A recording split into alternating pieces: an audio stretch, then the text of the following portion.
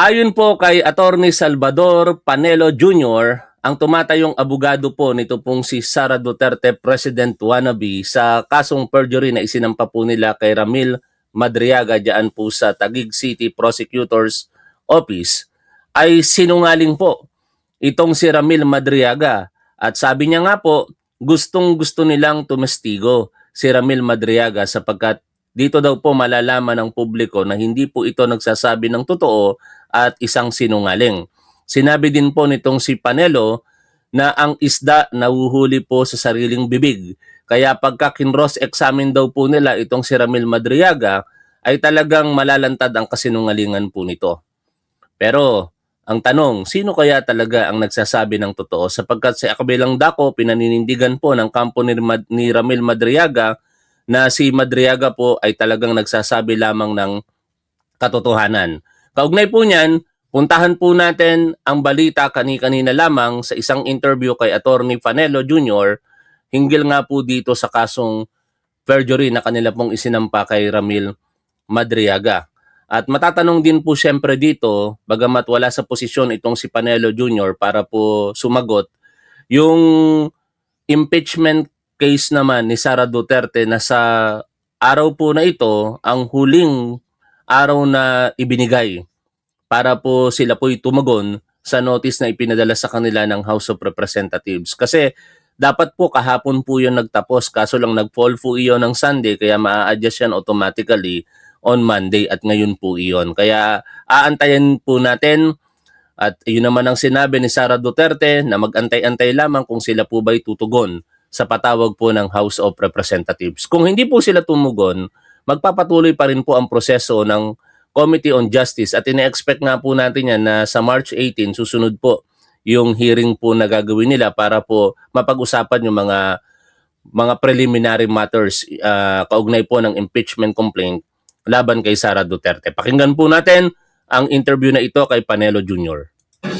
Ang kaugnay na reklamong perjury na isinampa ni Vice President Sara Duterte laban kay Ramil Madriaga na nagpakilalang dating security aide ng BICE at inutusan daw na magatid ng pera sa ilang personalidad. Makakapanayan po natin legal counsel ng BICE na si Attorney Salvador Panelo o Paulo Panelo Jr. Attorney, magandang umaga. Thank you for joining us. Magandang umaga sa inyong lahat. Unahin ko lang yung tanong tungkol sa paghahain ng tugon ni VP Sara sa kanyang impeachment complaint. Sabi niya, abangan na lang natin today. Ano ba nga abangan natin today, Attorney? Hindi po tayo miyembro ng impeachment defense team. So, Okay. wala po tayong official na masasabi tungkol dyan. Pero inaasahan po natin na mag-file sila ng sagot ngayong araw. Alright, so yan ang abangan natin sa buong maghapon. Anyway, Attorney, ulitin ko lang, na banggit na ni VP Sara na wala siya naging kaugnayan dito kay Madriaga. But ganun pa rin po ba yung ating pinaninindigan ngayon that Madriaga was never associated with VP Sara in any capacity? Oo naman. Bukod sa testimonya ng mga tao na merong personal knowledge doon sa mga binibintang ni Ramil Madriaga, kay VP Sara, meron din po tayong mga certification mula sa iba't ibang ahensya ng gobyerno kasama ng Davao City Mayor's Office, ang Presidential Security Group, ang Vice Presidential Security and Protection Group, pati na ang Department of Education at ang Office of the Vice President. Yung mga certification na yan, pinapatunayan na kailanman ay hindi naging empleyado o konektado ang sinumang tao na may pangalang Ramil Madriaga sa mga opisina na yun. Kaya, Yan. Maliwanag mga tol ang posisyon ng kampo ni Sara Duterte kaugnay ng perjury laban kay Ramil Madriaga na wala pong opisyal na relasyon. Ibig sabihin, hindi po kailanman nagkaroon ng employee-employer relationship or superior-subordinate relationship sa pagitan po ni Sara Duterte at sa ni Ramil Madriaga. At ito po ay kanilang patutunayan daw sa pamamagitan po ng mga testimonya at mga dokumento. On the other hand, although ito po ay mas magiging kompresibo natin tatalakayin mamaya, ang sinasabi naman po ng kampo dyan ni Ramil Madriaga ay wala naman po talagang opisyal na relasyon bilang empleyado or superior niya ito pong si Sara Duterte kasi siya po ay isang confidential agent. In layman's term, ang ginagamit po nitong kampo ni Ramil Madriaga ay siya po ay isang personal aide o bagman nito pong si Sara Duterte. Kaya hindi po talaga magre-reflect po iyon sa mga official records. Kaya ang question dyan, sino ba ang paniniwalaan ng korte? Ang sinasabi ba ng nag-aakusa o yung sinasabi naman po ng inaakusahan na sa parte na ito, dalawa po ang baligtaran kasi ang nangyari dito mga tol sa totoo lang eh. Ano? Nag-aakusa si Ramil Madriaga sa mga bagay-bagay laban kay Sara Duterte. At ngayon naman, inaakusahan naman ni Sara Duterte si Ramil Madriaga na nagsisinungaling kaya po sila ay nagsampa ng kasong perjury. O ituloy muna natin ang pakikinig po dito mga tol. Hindi po talaga pwedeng maging totoo yung mga paratang ni Madriaga laban kay VP So Sara. professionally, hindi ho, kahit personal, hindi rin niya kilala. Hindi rin po. Ang O yan. only ugnayan, Ito ngayon ang malaking tanong dito. Kasi maliwanag ang sagot ng abogado na si Attorney Panelo Jr. na personal hindi rin kilala. O, ano ang katuwiran dyan ng kampo ni Ramil Madriaga? Lahat yan maririnig natin mamaya. Pero tingnan muna natin bakit sinasabi nitong si Panelo Jr. na hindi po personal na magkakilala si Sara Duterte at saka si Ramil Madriaga. ni VP Sara kay Ramil Madriaga ay through si Attorney Ryan Kilala Mm. na dating Associate Dean ng San Sebastian Law kung saan siya nakilala ni VP Sara.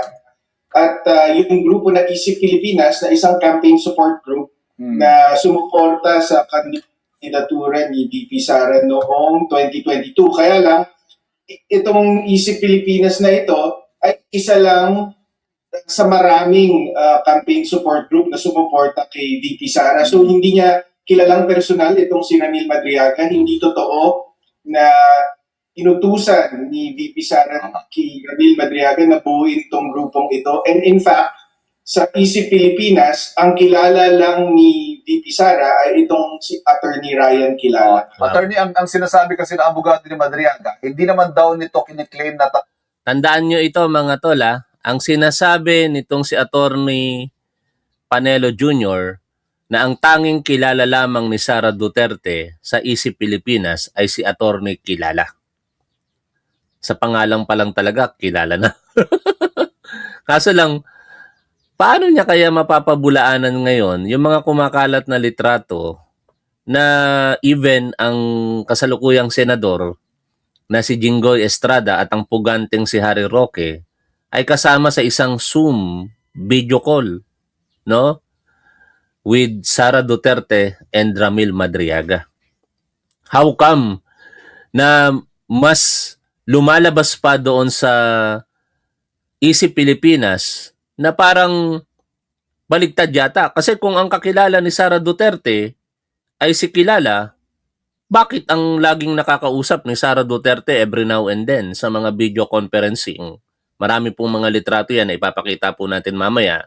At yan po ay nakapost sa Facebook page ni Pebbles Talaquera. Ang laging nandoon, higit sa lahat, yung main chapter na Isip Pilipinas, si Ramil Madriaga. Hindi po si Attorney Kilala.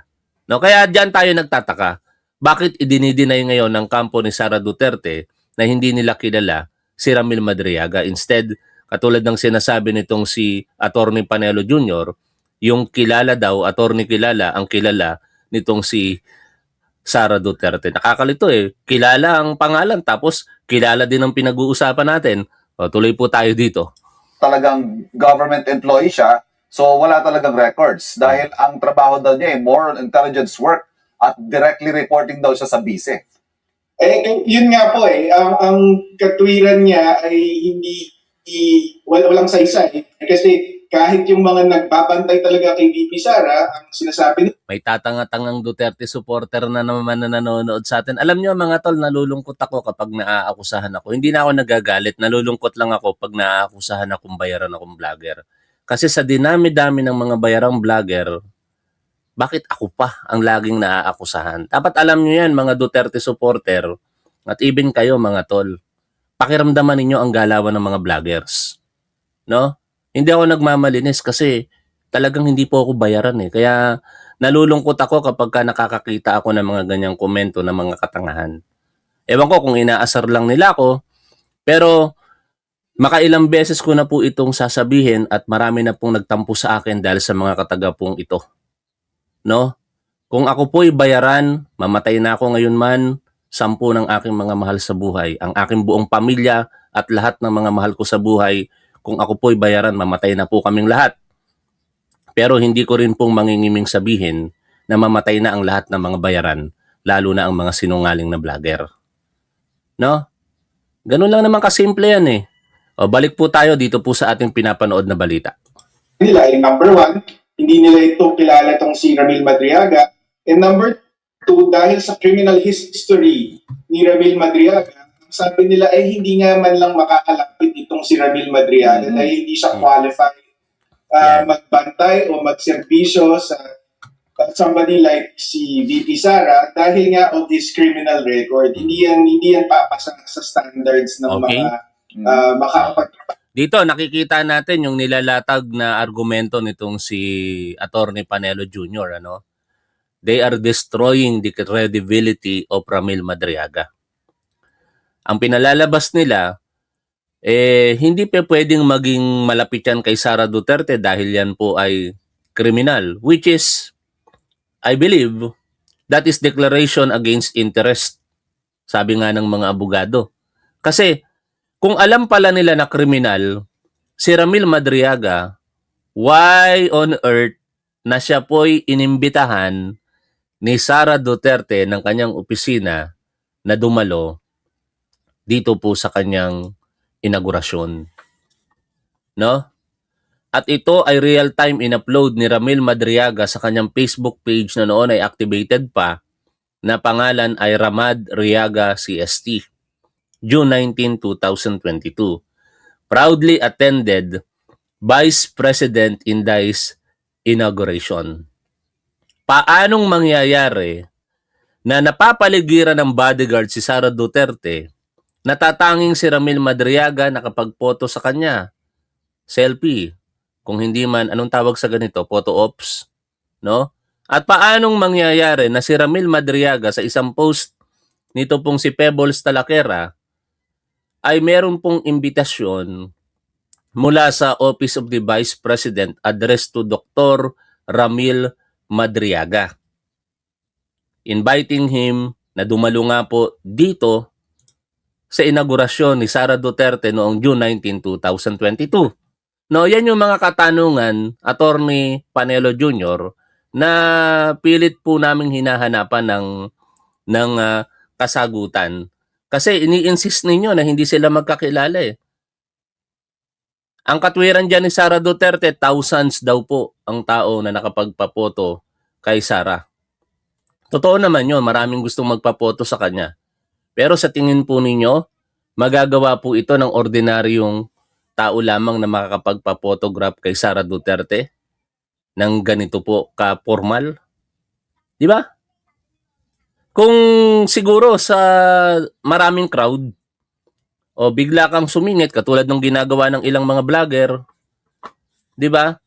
Pagka nakalapit sa, o hindi lang naman mga vlogger, yung kahit pangkaraniwang Pilipino, pag nagkaroon ng pagkakataon, magpapaselfie ako.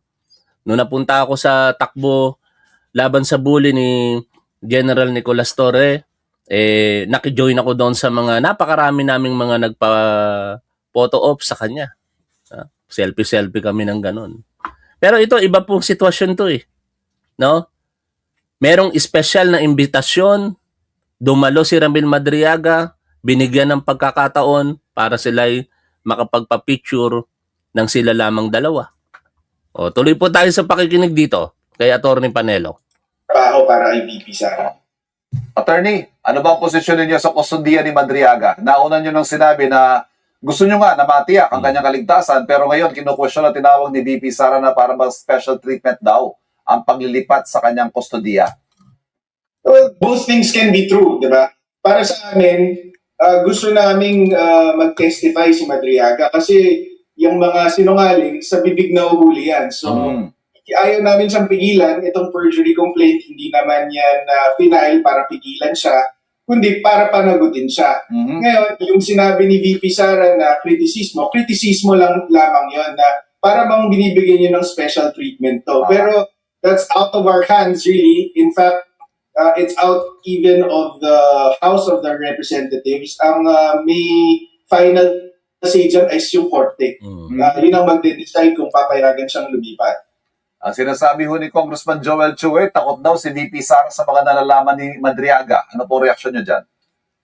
Walang katotohanan yan. In fact, matagal na namin sinasabi mula pa lang mag-file ng perjury complaint laban kay Madriaga is gusto nga namin siya mag-testify para mapakita sa taong bayan kung gaano siya kasinungaling. So hindi Gaano ba katagal yung mula nung mag-file kayo ng perjury?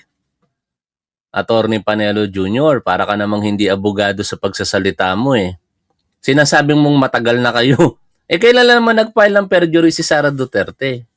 No? This month lang yata, kung hindi ako nagkakamali, or last week ng February. I-correct nyo nga ako mga tol, di ko maalala yung particular date eh. I believe first week ng March. Kailan lang kayo nag-file? Paano nyo sasabihin matagal nyo nang sinasabi? Matagal na nga nagsasalita itong si Ramil Madriaga. Kung patagalan ng pag-uusapan, November 29 pa lamang, 2026, isinapubliko yung kanyang affidavit.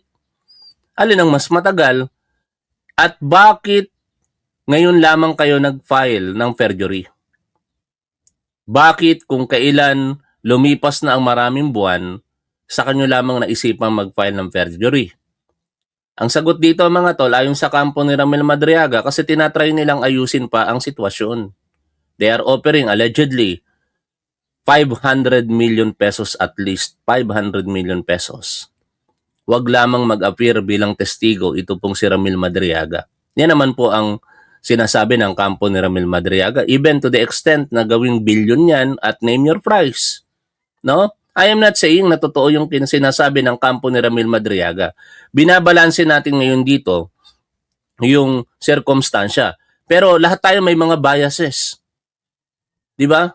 Kayo bilang Duterte supporter, ang bias ninyo pabor para kay Sara Duterte.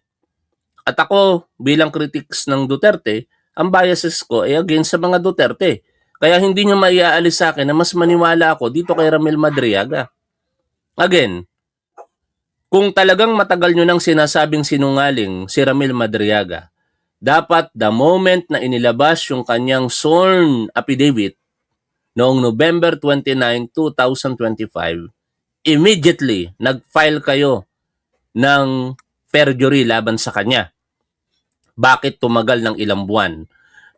December, January, February, 3 months, more than 3 months ang lumipas bago kayo nagsampa ng kasong perjury sa City of Taguig Prosecutor's Office.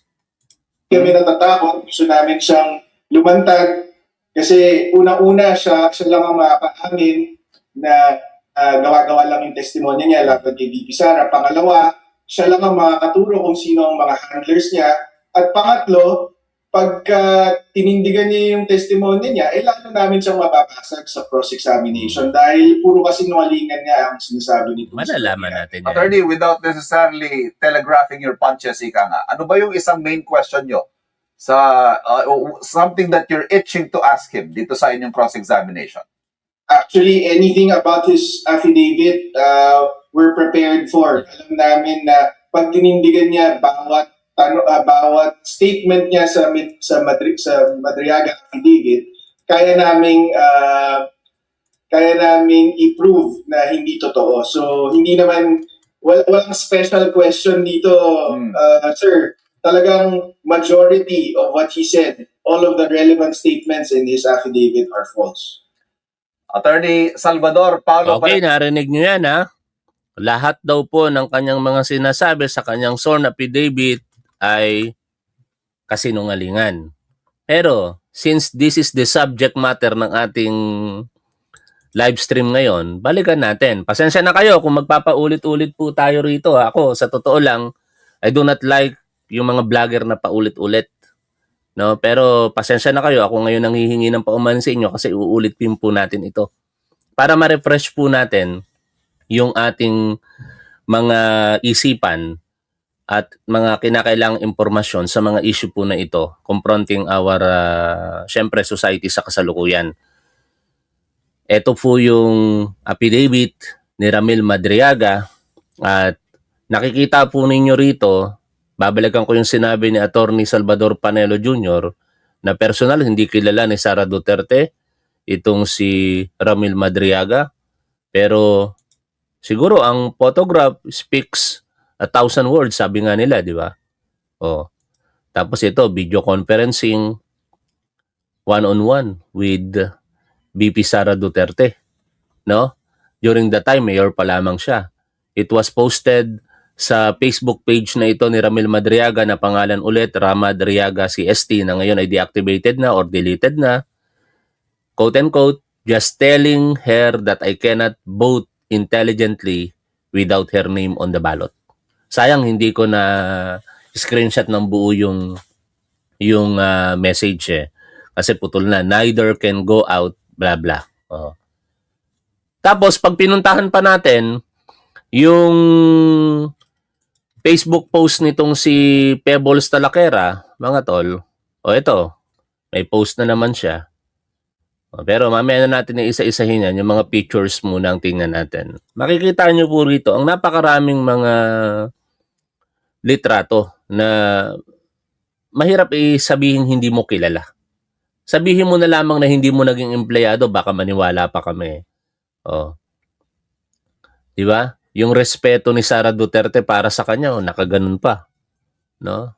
Tapos, yung plug, iaabot yan kay Sara Duterte. Ito si Ramil Madriaga, yung nasa harapan niya mismo, nakayuko.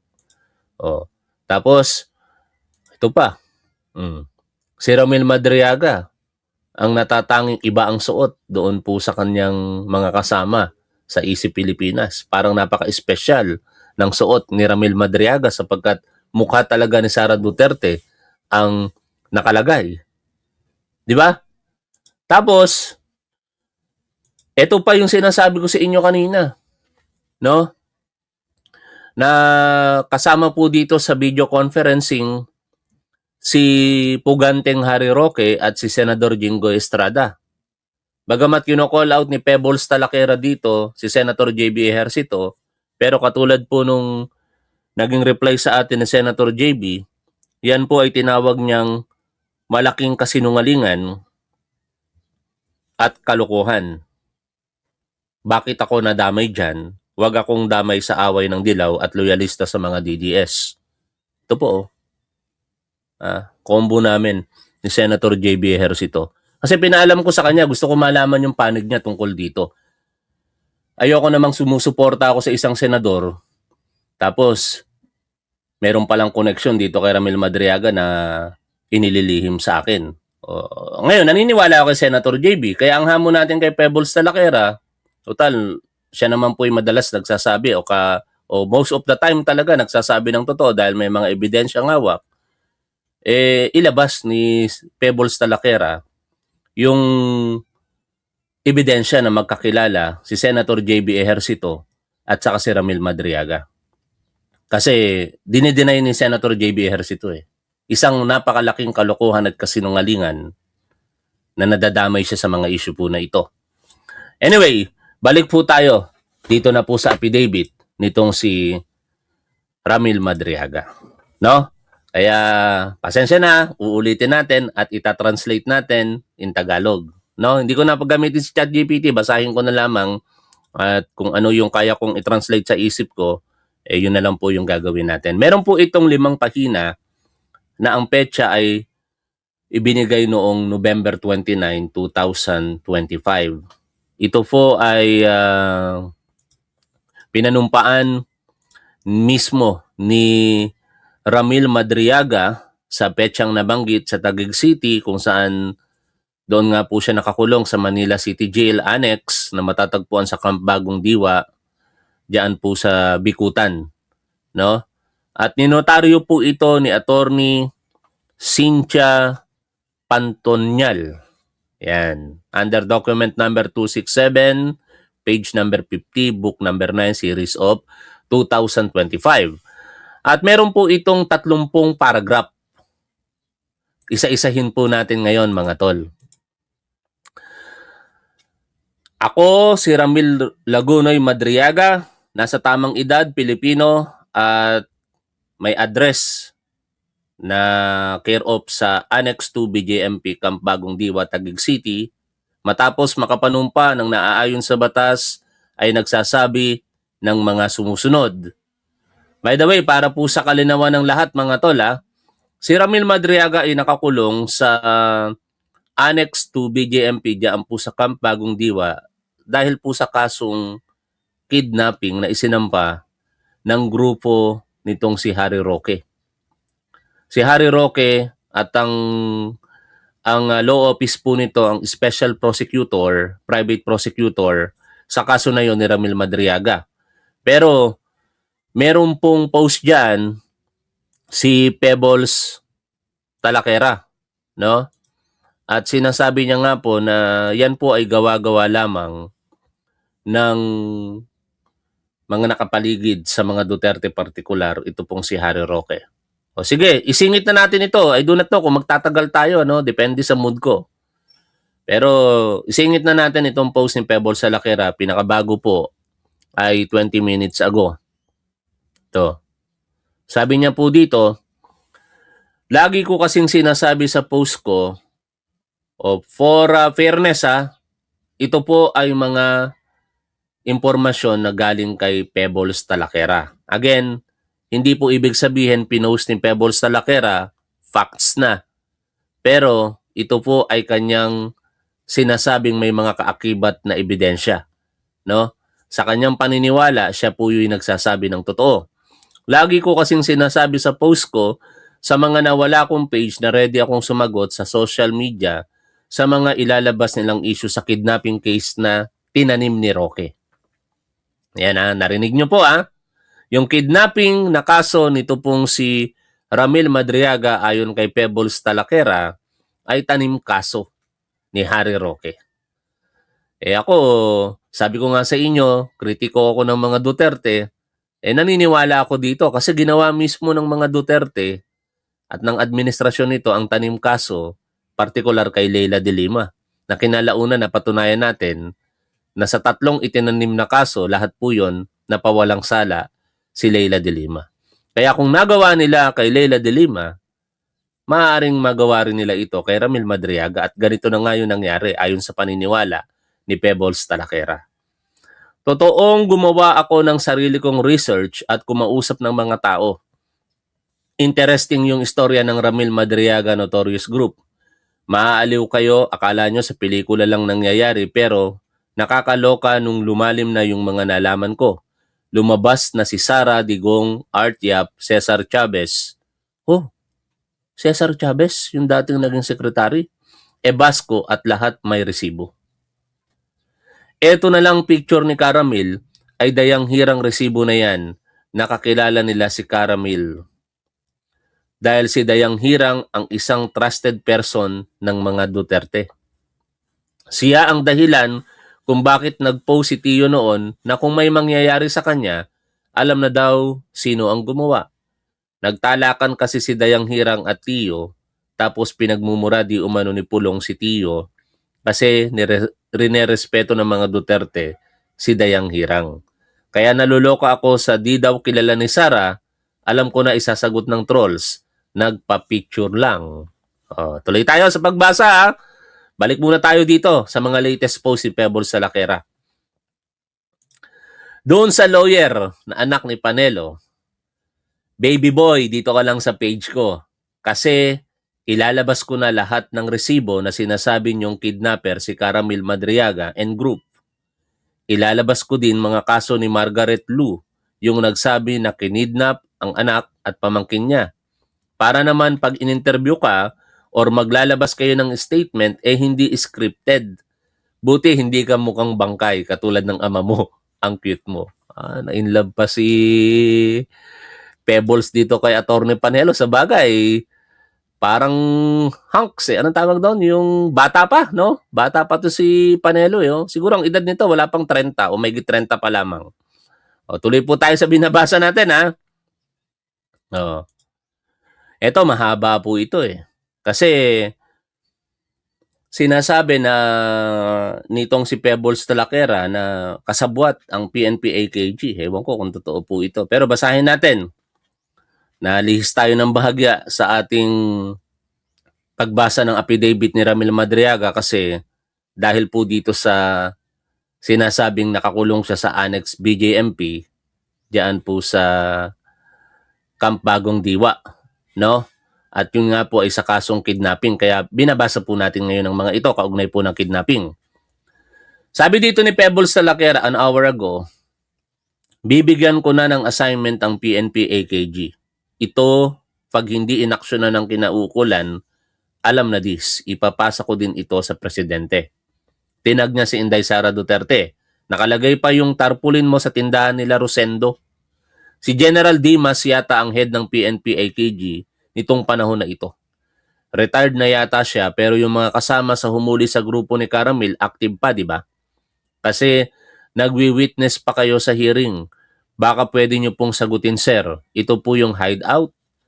General Castil, ikaw yung inuutusan ni Roque, di ba? Walang hideout. Kinuha nyo sila isa-isa sa mga bahay nila. Si Patano na taga Bicol, pinuntahan nyo, nga ilalabas ko ang blatter ng asawa, next naman yan dito muna tayo sa hideout. Sa mga kakuntsaba ni Roque na humuli kay La Caramil, maglalabas ako ng resibo para galingan niya. Paano nyo lulusutan? Pwede kayong maglihim sa loob ng kampo nyo pero hindi kayo makakapaglihim sa mga ipopost ko at ipinasa ko na lahat ng info. May humingi ng sorry kay Caramil, isa na sa nag-raid ng bahay na konsensya yata. Kasi hindi lang baril ang kinuha ng mga PNP sa bahay nila Caramil, pati tsinelas, sapatos, alaga nilang aso, mga personal na gamit, mga katsipan, Maglalabas ako ng mga resibo na ginawa nyo ni Roque. Galingan nyo ang pag-analyze ng mga date kung kailan nyo sila nahuli, saan lugar dinala yung mga biktima, eme-eme, na nung hinarap lahat ng suspect, hindi alam kung sino-sino, actually may mga comedy kayong eksena eh. Tapos 1 month na itinago sa Laguna. Kesyo sinasaktan yung mga biktima kung hindi agad magbibigay ng ransom money. Nung pinamedical, kahit kagat ng lamok, walang nakita yung post ko na nire-report.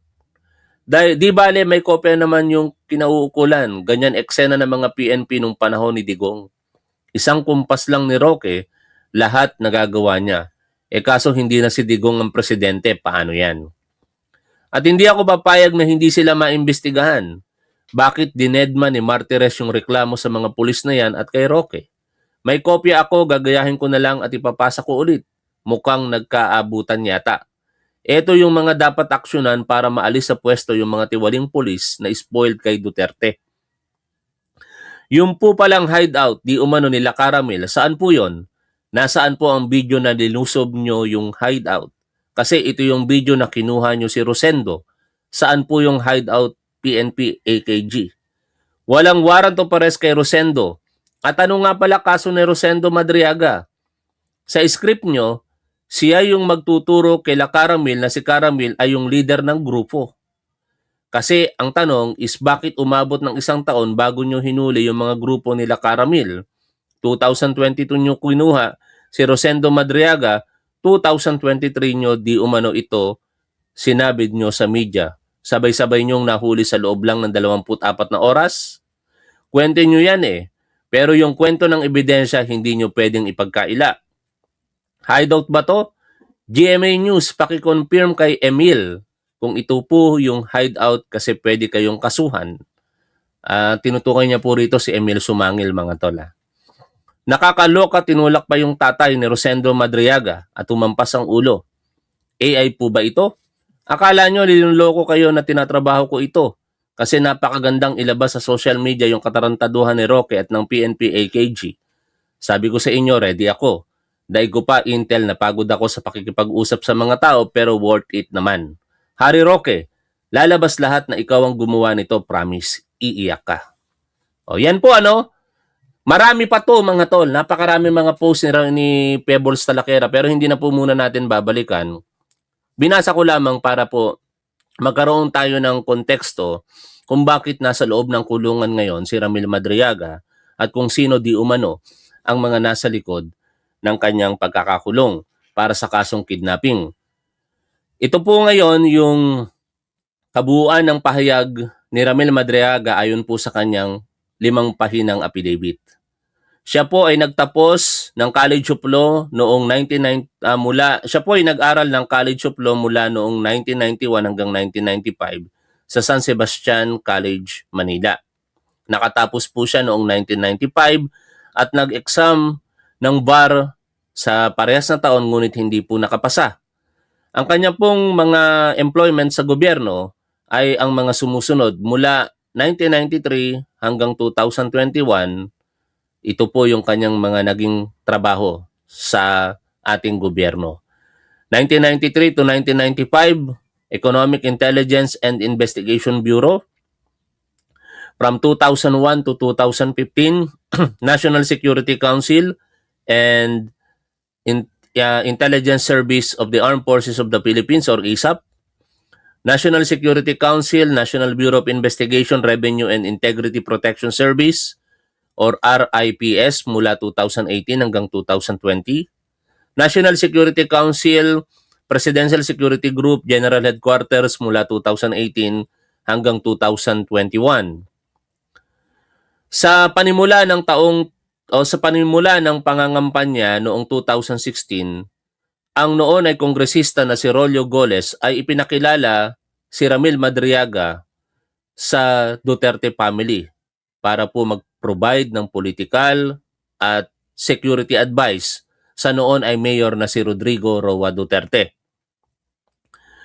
Siya po ay na-assign na bumuo ng mga grupo na susuporta sa kandidatura po ni Rodrigo Duterte. Nang mahalal bilang Pangulo si Rodrigo Duterte on paragraph 6 po ito mga tol, inutusan po siya na magsilbi bilang counterintelligence agent para sa National Security Council at maging parte po ng civilian composite member na separate sa National Security Council Secretariat. Sa page 2, paragraph 7, sa mga panahong iyon, siya po ay inutusan na magbigay ng intelligence information kaugnay po ng Oplan Double Barrel ni dating Pangulong Rodrigo Duterte. No? For context, ang Oplan Double Barrel, ito po yung memorandum issued by the Philippine National Police during the time of then Chief PNP Ronald De La Rosa. Pulis pa po ako noon at bahagi po ako ng Oplan Double Barrel. Sa madaling paliwanag, ito pong Oplan Double Barrel, mas kilala po ito sa Oplan Tokhang, no? Pero yung Oplan Tokhang kasi isang barrel lamang po yun eh. Kaya nga po double barrel. Yung Oplan Tokhang, lower barrel po yun na ang layunin, mabuti naman sana. Himukin, pasukuin, at mabago ang mga individual na involved sa illegal na droga. Kahit yung mga pusher na wala pang kaso pero sila po ay may impormasyon na sila po ay nagtutulak ng illegal na droga, kinakatok po yan, hinihimok para sumuko at magbagong buhay, ma-rehabilitate. No? Yung upper barrel, ito naman po yung tinatawag na neutralization of high value target. Ang pinaka-target, syempre yung mga drug lords. Pero alam naman po natin ang nangyari sa kasaysayan po ng 6 years na pamumuno ni Rodrigo Duterte. Kaya nga po siya ngayon nakakulong sa Hague, Netherlands for crimes against humanity. Dahil yung Oplan Tokhang, hindi naman po kasi nang himok. Bagkus, nagresulta po ito sa thousands na pagkamatay ng ating mga kababayang Pilipino dahil according sa mga pulis, sa ating gobyerno ng mga panahong iyon, sila po yung nanlaban. Tanungin niyo ako. Wag na. Ikawalo, sometime in 2018, no, siya po ay formal na na-assign kay President Duterte para po magtrabaho sa Presidential Security Group sa Malacanang at magturo ng tactical driving at strategic transport courses. No? Sa paragraph 9, sa mga panahon ding iyon, 2018, siya po ay formal na ipinakilala ni Rodrigo Duterte sa kanyang anak na si Sara Duterte na noon ay mayor ng Davao City. At sa parehas na trabaho, siya po ay nagtrabaho kay Mayor Sara Duterte at yun nga po yung intelligence gathering involving politics, law, and counterintelligence matters. Sa paragraph 10, noong 2019, inutusan siya ni Mayor Sara Duterte na bumuo ng grupo na susuporta sa kanyang plano ng kandidatura sa pagka-presidente sa 2022. Noong 2020, alinsunod sa utos ni Sara Duterte, binuo niya ang Inday Sara Duterte is my president. Kasama niya po dito ang mga classmate sa San Sebastian College of Law ni Sara Duterte, kung saan itong si Ramil Madriaga ay graduate din noong 1995. Sa paragraph 12, nagawa po nilang irehistro itong EC Pilipinas sa Securities and Exchange Commission at siya po bilang national convener, no, si Ramil Madriaga. Ang pondo ng ISIP ay ibinibigay ni Mayor Sara Duterte kasama po ang ibang mga support groups.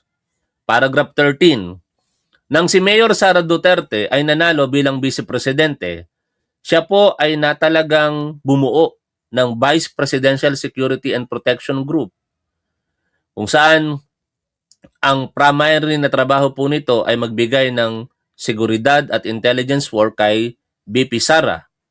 Sa mga panahong ito, nakilala, personal niyang ipinakilala at inirekomenda si Colonel Dennis Nolasco. Tandaan niyo po itong paragraph 13 mga tol, kasi napakahalaga po nito. Itong paragraph 13, ito po ay isa sa mga magiging ebidensya ng kampo ni Ramil Madriaga na may ugnayan sila, no? Sa pamamagitan po ng mga deposit slip na ginawa ni Ramil Madriaga o sa pamamagitan ng mga depositong ginawa ni Ramil Madriaga, at para patunayan yan, nag-deposit ito pong si Attorney Raymond Palad sa account ni Colonel Nolasco sa Land Bank, even sa GCash account, at iyon po ay kanilang isinapubliko, yung mga deposit slip. Nandito ba yon? No? Paragraph 13 yon mga tol, Hindi, dito ko nakita yon kay Truth Seeker. Pakita ko lang sa inyo para hindi tayo maligaw at tayo merong mga basihan. Ito po. Account name Dennis D. Nolasco. Ito po yung pagdeposito na nito pong si Attorney Raymond Palad para malaman kung existing po ba talaga ang account na ito ni Colonel Nolasco. Date, March 6, 2026. Amount, 1,000 pesos. Under account number Binure. No, hindi po nila ipinakita. Pero yan po. Tapos ito rin po yung sinasabing GCash account nitong si Colonel Nolasco. No? Ayan. Nag-deposit naman po siya nag-transfer naman po siya ng 10 pesos. Okay? Balik po tayo. Nasa ang paragraph na tayo? 14 na tayo. Kasi naipakilala na ni Ramil Madriaga si Colonel Nolasco kay Sara Duterte. Paragraph 14. Si Colonel Nolasco ay kanya daw pong estudyante sa Presidential Security Group. Nang mga panahong iyon, ito po ay commandant ng PSG Training School. Si Colonel Nolasco naman ang kumuha sa serbisyo ni Colonel Raymond Dante La Chica to head the BPSPG. Tandaan nyo rin po itong si Colonel Raymond Dante La Chica. Kasi sa naging hearing po ng Good Government and Accountability diyan po sa House of Representatives, siya po yung itinuturong tagapagdala, no? O pinagkatiwalaan ng confidential funds ng Office of the Vice President at saka ng Department of Education during the time na secretary pa itong si Sara Duterte. Paragraph 15. Mula July 2022 hanggang April 2023, wag na kayong mag-alala. Kung sinasabi ninyong naaawa kayo sa akin, mga tatanga-tangang Duterte supporter, di mabuti naman yan at marunong po kayong maawa. Pero wag na kayong magpa-apekto sa mga sinasabi ko. Di ba? Sapat na nakaawaan nyo ako.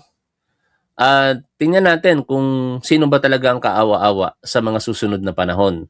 Kasi wala naman po akong personal na opinion na sinasabi dito maliban sa naniniwala ako kay Ramil Madriaga. I am not creating stories. Di ba mga tol? Siguro naman fair enough yung ginagawa ko dito. I am just reacting doon sa mga nababasa po natin. And kung kayo naniniwala sa part ni Sara Duterte, siguro karapatan ko rin namang maniwala at hindi maniwala kay Sara Duterte, maniwala kay Ramil Madriaga. Ganun lang naman kasimple yun. Di ba? O, ito pa. Huwag kayong manonood sa tanga. Payo ko lang sa inyo yan, mga tangang Duterte supporters. Kasi pag nanonood kayo sa tanga, anong tawag niyo sa sarili ninyo? Tuloy po tayo sa paragraph 15. Mula July 2022 hanggang April 2023, nakatrabaho niya sina Kernel Nolasco at Kernel La Chica. No? Ang kanilang trabaho ay tactical transport services, siguraduhin ang kaligtasan ni BP Sara at ng iba pang mga VIPs. Mag-convey ng highly confidential information at ito na yung pinakamahalaga dito kasi ito po yung pinaka-substance ng affidavit ni Ramil Madriaga quote-unquote, transporting large amounts of money to several persons as instructed by BP Sara. Paragraph 16. Oo nga. Kung tanga nga ako, kung ina-admit ko ngang tanga ako, huwag kayong manonood sa akin. 'Di ba? Ipagpalagay nating tanga ako, tapos nanonood ka sa akin, anong tawag mo sa'yo? Ang tanga naman talaga. Tatanungin ko kayo mga tol, mga hindi tatanga-tangang Pilipino na sumusuporta sa gobyerno at sa ating Pangulong Bongbong Marcos, bakit po kayo nanonood kay Top 1? Dahil ba tanga ako? Kasi ako, hindi ako manonood sa isang tanga mga tol. Hindi ako nanonood sa tangang tao. Pinipili ko mga pinapanood ko. Pag alam kong tanga ang tao, di ko papanoorin yan. Kaya, kasi ganito lang naman kasimple yun. Pag nanonood ka sa tanga, mas tanga ka. Pagka kinakausap mo ang isang tanga, mas tanga ka. Tingnan nyo nga, hindi ko nga binabanggit pangalan ninyo kasi ayoko kayong kausapin Gusto ko lang malaman ninyo na ang katotohanan kapag ka nanonood ka sa tanga, mas tanga ka. Di ba? Kala nyo naman, malilihis nyo. Alam niyo kahit isegue nyo sa pamamagitan ng mga ad hominem ninyo on topic, hindi nyo ako malilito. No? Ilang beses akong tumayo sa witness stand bilang testigo. Nakikipag-Inglesan ako sa defense lawyer to the extent na sa huli sasabihan ako ng judge, objection sustained. Kasi bakit? Nag-o-object na yung defense lawyer na yung mga sinasabi ko parang hindi na tama doon sa paniniwala nila. Pero ang akin naman kasi, alam ko naman na dapat sumagot lamang ako ng yes or no. Pero sasabihin ko muna. O pag na-caution na ako ng judge, saka na ako susunod. Ganun lang naman kasimple. At least narinig ng judge yung punto ko. O kaya nga kilala ako sa mga, yabangan ko kayo. Sa mga pinupuntahan kong korte, nakikilala talaga ako. Kasi bibihira yung ganung pulis, hindi sa pagmamayabang sa inyo. Kaya kahit lituhin nyo ako dito, mga tatanga-tangang Duterte supporters, babalik lang tayo dito sa pinag-uusapan natin. At ito na nga po iyon. Yung transporting large amounts of money sa paragraph 16, iisa-isahin yan sa paragraph 18, iisa-isahin ni Ramil Madriaga. Pero before that, paragraph 17 muna tayo. Ito na, confidential funds. Around December 2022, Kernel Nolasco ay nag-send po sa kanya ng text message at inuutusan siya na makipagkita. No? Dumating po siya sa Ultra Pasig City pasado 1:00 ng hapon at siya po'y nanatili kasama si Kernel Nolasco hanggang dumating si Colonel La Chica at 2 DepEd vehicles pasado 3:00 ng hapon na meron pong 4 na duffel bags of money. Paragraph 18. Inabot ni Colonel La Chica ang mga portions ng pera na nagkakahalaga po ng around 33 million pesos to 35 million pesos per duffel bag na dapat dalhin sa mga sumusunod na individual. Una, ang isang duffel bag ng pera ay sa isang mayor sa Laguna kung saan personal niya po itong dineliver sa isang lalaki sa Cabuyao, Laguna, malapit po sa Industrial Park area. Ang isa pang duffel bag naman ng pera ay kanya pong dineliver sa isang comedy bar na pag-aari at laging pinupuntahan ng San Sebastian College of Law alumni na matatagpuan po sa Timog area. Nang siya po ay dumating sa lugar na yon, nakita niya po ang OBP spokesperson na si Reynold Monsayak, ang dating classmate ni Vice President Sara. Sinenyasan siya po nito na umakyat sa taas at iiwan na lamang po ang pera sa opisina na kanya naman pong sinunod and then umalis na po siya. Hindi po siya kinausap ni Reynold Monsayak. Sa paragraph 18.3, ang isa pang duffel bag of money ay kanya pong iniwan sa isang kotse kung saan ito po ay kanyang dinala sa Ombudsman Parking Compound. Nang siya po ay makarating doon, sinenyasan siya ng guard na iparke po ito sa isang specific reserved spot. At doon po inilagay niya yung susi sa ibabaw ng taas ng kaliwang gulong. At doon ay umalis na siya at nakita niyang isang tao na kinuha yung susi at minaneho paalis yung sasakyan. Ngayon, merong post si Juan Luna Vlog. Ito. I-relate natin, ano? Alam niyo ako mga tol, kaya pasensya na sa mga nagme-message sa atin kung wala po tayong time na makipagkwentuhan kasi during my spare time, nagbabasa po talaga ako ng mga balita at post ng mga kapwa po natin vlogger, nanonood, nagbabasa. Oh. Merong post dito si Juan Luna Vlog eh.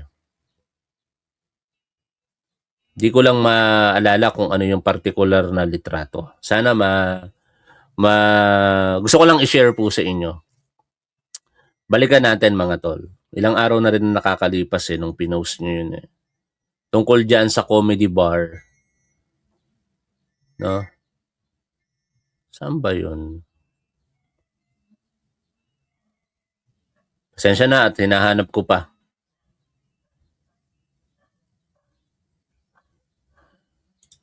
Di ba rito yun? Hindi ito yun. Saan ba banda yun? Shinare yun ni Pebbles Talakera sa kanyang Facebook page. Kaya akong nakita.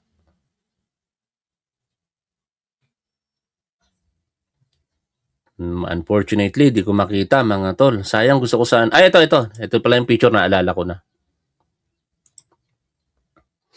Ito. Ha? Aba, mahaba-haba pang translation ng Tagalog to. Ipa-translate na lang natin kay ChatGPT para hindi na ako masyado mag-isip mga tol. Ha? Ipa-translate natin kay ChatGPT. Ito po ay panulat ni Juan Luna Vlog. Basahin po natin. Kaugnay po ng comedy bar na binabanggit. Translate in Tagalog.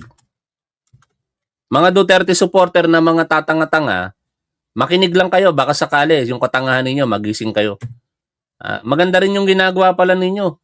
No? Kahit mga tanga kayo, nanonood kayo sa tinatawag ninyong tanga. Ito, basahin natin ha.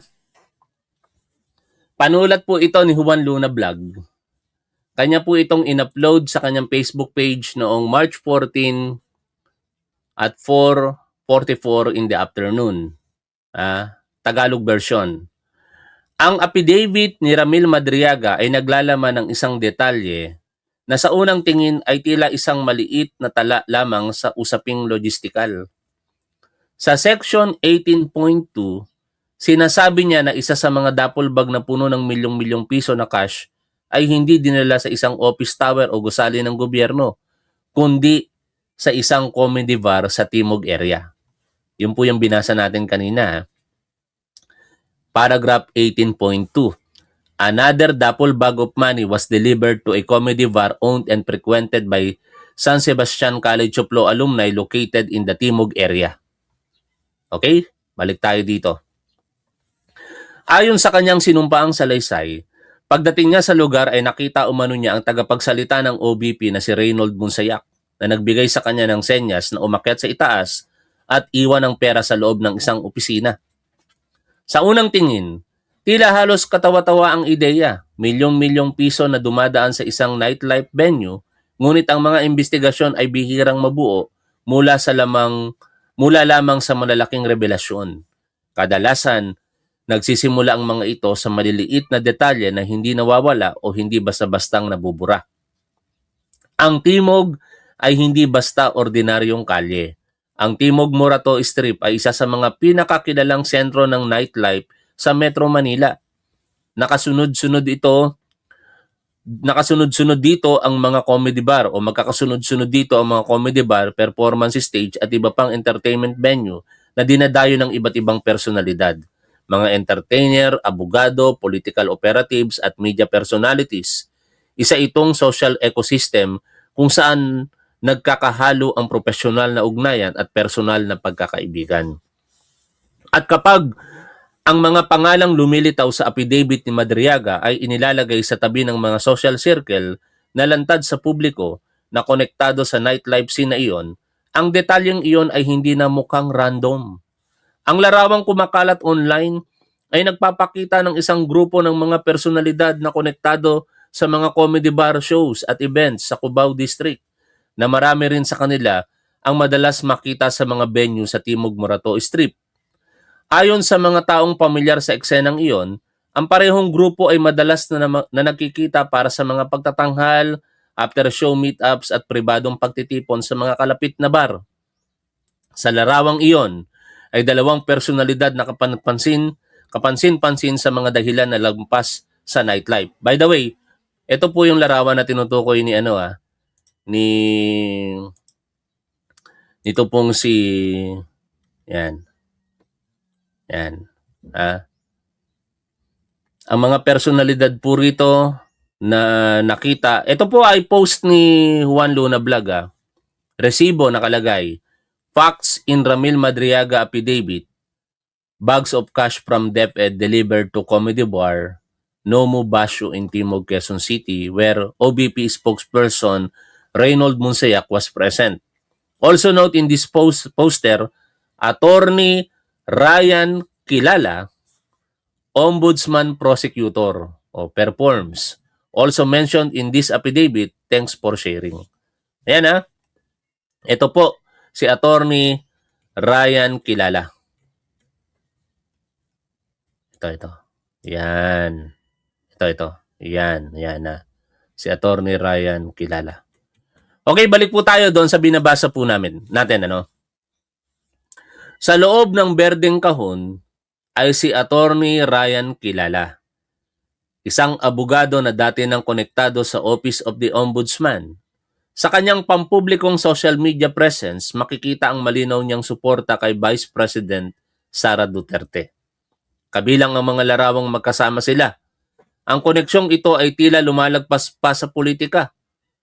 Ayon sa mga post na kumalat at sa mga taong pamilyar sa kanilang relasyon, sinasabing ninang ng kanyang anak ang vice-presidente. Isang ugnayang kultural sa lipunang Pilipino na nagpapahiwatig ng relasyon na hindi lamang politikal, kundi nakaugat sa personal na tiwala at ugnayang pampamilya. And this confirms the statement of Attorney Panelo Jr. Naalala niyo yung balita kanina? Ang claim ni Attorney Panelo Jr.